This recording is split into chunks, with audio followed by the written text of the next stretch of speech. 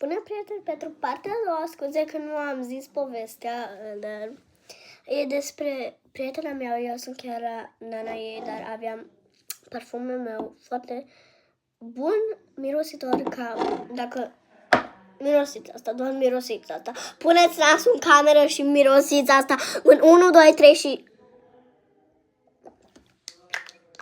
Miroși ceva. Știu că nu miroși nimic. Deci, eu eram ca ea, Moni, o chema.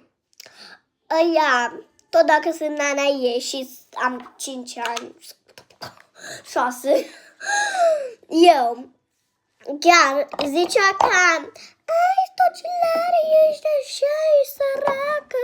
Și zice lui cea mai bună prietenă de-a mea că îi zice ca încetul, că nu vrea ca să mă audă, ca eu sunt cea mai bogată din grupa lor. Deci zice că asta nu mă mai băga în seama pe Sofia Cărăuș, pentru că eu sunt Sofia Cărăuș. Dar și ea este cea mai bogată din clasa noastră. Ca, serios, ca toată lumea nu are așa de multe jucării ca noi, dar ea, da, și ca nu o băga în seama. Doar. Și ea chiar a dus altă Stitch ei și mama mia. Era foarte cute Stitch-ul ei, deci da.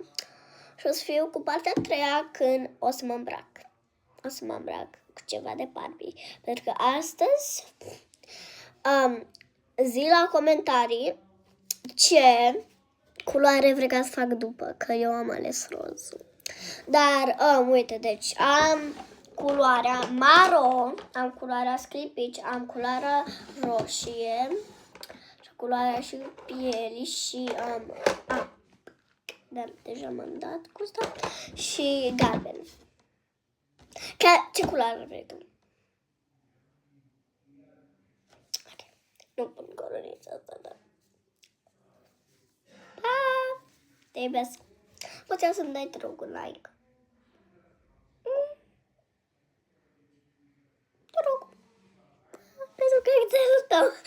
Eu nu sunt cățelul tău, dar dacă eram cățelul tău și nu vroiam ca să mă adoptez, ca când mă puneai pe mână ca...